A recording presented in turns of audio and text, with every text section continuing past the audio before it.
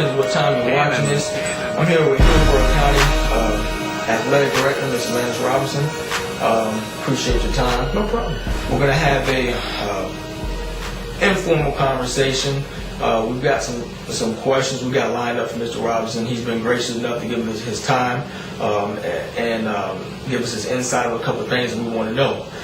So without further ado, Mr. Robinson, again, thank you for having us. No problem. Hopefully when we get done with this, there are less confusion.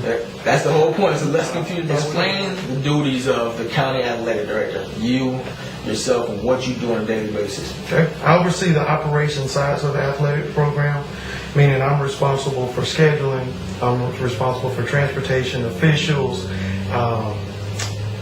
making sure that all the rules are followed. That's kind of the overview of what I do. Obviously, there are details to all of that, but kind of understand the operational side. I don't have any say in who are the coaches. That's the principal's decision. Obviously, they may try to run some information by me to see what I may know or my experiences with a coach in a situation. But ultimately, any recommendation for a coach to be hired or removed comes from the principal. What programs or policies have you adopted since being named County Athletic Director? We put some things in place, but I can tell you the biggest one that most coaches will see and appreciate is the off-season, the ability to do off-season skill development. That wasn't in place until I got into this office. I remember as a coach, primarily as a basketball coach, but an assistant football coach as well. It's all right. Cell phones ring. You said that informal. Go ahead. Turn it off right now. Okay. I remember us being limited in what we could do in the off-season time frame. And fortunately, right around the same time I got in this position, the FHSA loosened up the ability to do some off-season stuff. But we still had restrictions on our coaches, so we removed those restrictions and allowed it under certain circumstances. I'm going to take this opportunity, since coaches will be watching this, yes, sir, to say there is a process to go through in order to do that. Just because you want to do off-season skill development, and I say skill development because I don't want to individualize it to a sport. In football, that means throwing the football. That also means doing defensive back drills. That also means snapping the ball. Those are skill development deals. In all cases, we can do conditioning, which is running, sprinting, weightlifting. We can do those things as long as the kids have paperwork. But in order to do any of that skill development stuff, it's important to have a packet. And that packet includes some information. I'm going to go ahead and review it. The very first thing is a use of facility form. Just basically saying the school gives permission for it to happen. Requires some signatures on it. Then there's a fee agreement sheet that goes with that. So that's two things. Those are the two things that those are forms that just have to be turned in. Then the third thing is proof of insurance, because when you're doing skill development, the student athletes are not covered by the insurance that they purchased in order to play our sports. That's a very important one. And because if a kid gets injured, the parents are going to come back to that insurance policy that coaches must have for their kids to do skill development. They must do that under some umbrella. That umbrella could be, let's say for football, they've been using Parks and Rec program. For baseball, they use Legion. For basketball, they use SEBA. Volleyball, they've used AAU. Wrestling, they use USA Wrestling. There are different groups, umbrellas that are approved. And in doing so, that means that the kids have to be registered in that organization. So all the coaches and kids, there has to be an accurate, up-to-date list of all those kids. And then there has to be a published schedule, published by that big organization. Not the coach writing a schedule saying, well, on Tuesday, Thursday, we're going to just get together with this other school and go through 707. Wayne County Preps, we got some confusion regarding the participation of 8th graders. You and I spoke yesterday. Yes, sir. And I was pretty clear on your explanation of how it goes. But for our viewers out there, tell me the biggest difference between 8th graders participating here in Hillsborough County, because in the state book it's a little different. 8th graders, it says they can participate if they go through different series, checking with the principal, blase, but like you said, You're talking about for spring football. for spring football. Yes. But in Hillsborough County, we don't allow 8th graders to participate in spring football. Tell me exactly what you told me yesterday about 8th graders being in school and being out of school, camps and all of the good stuff. Okay. And I think this is where most of the confusion came from. I talked to one of the football coaches. I think he posted it to try to help. Yes, sir. So let's go through that. Okay. A kid that has completed the 8th grade and is enrolled in the school is good to go.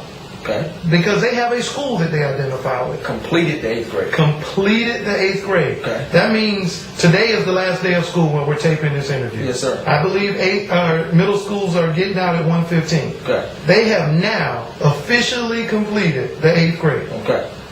They're good to go at whatever school they're enrolled in. Okay. It's pretty simple. All right. The problem comes for those kids. If a coach talks to a kid today, they're completed the 8th grade and they're ready to go in their high school program, that coach cannot have had any contact with them for the previous 365 days. Okay. That's pretty simple. Okay. So that tells you, what I'm saying is, basically, a kid that just finished 8th grade, the 7th grade today, now they're an incoming 8th grader. As of now, they are an incoming 8th grader. They can't have any contact with the coach for 365 days. Okay. If they do, that's called, prima facie recruiting. They're trying to get them there. Okay. Because, and here's where I think the scenario gets confusing for folks. They say, well, they live right across the street from the school. Yes, sir. We have choice. Those kids don't belong to you at your school until they've completed the 8th grade and they have enrolled in your school. Now, choice for out of county, whoever's viewing this out of county, what do we mean by choice? Choice is that's state mandated, that every school district has some type of choice program. Okay. So that means that even though the kid lives right across the street from your school, they can choose to go to another school. Correct. So you can't entice them to come to your school for athletics. You can't. You just can't talk to them. Okay. So it's pretty clear cut. I understood it. I understood perfectly when you explained it to me.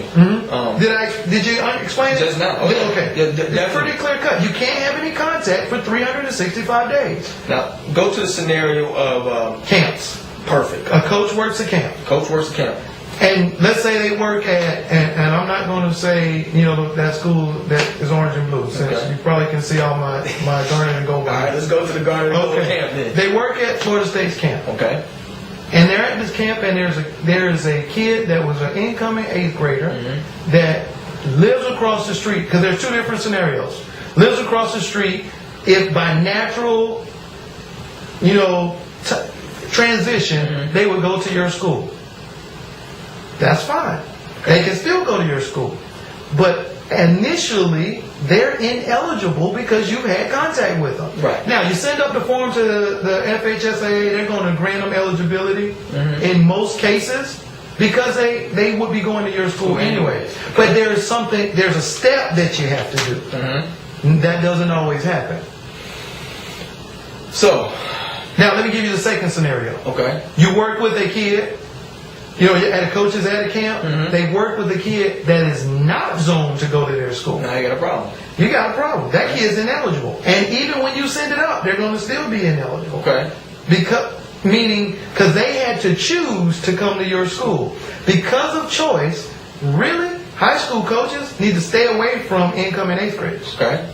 What about push it back to 6th and 7th graders? Irrelevant. The rule only talks about 365 days. Okay, so that is you're good to go with 6th and 7th graders. As far as your work in camp. My suggestion to coaches is don't work with kids 365 days previous to when they're going to come to your school. Perfect. And you're good. There you go. No matter what grade they are. If they're in 7th grade and they might get upgraded, see, because now it happens, right? When they get upgraded in the middle of the 8th grade year, right? Nice. And now they finished 8th grade, you work with them, you didn't know, just for 365 days. Any kid that you've had contact with, any kid you have contact with, there's a form that they have to send up to the FHSA to grant that kid eligibility. Perfect. Now, does that always happen? No. Absolutely not. Let's be honest. Does that happen? Absolutely not. However, all it takes is for somebody to know, then you play that kid. Now you had an ineligible player plan. And what happens? You're done. That's it. You forfeit all of your games. You played in. Yep. Pretty simple. So you have to, I understand, and I worked camps as a coach.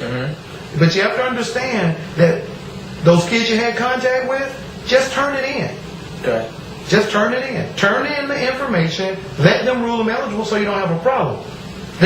I'm telling you, 99% of them are rubber stamped. Okay, they're good. Okay.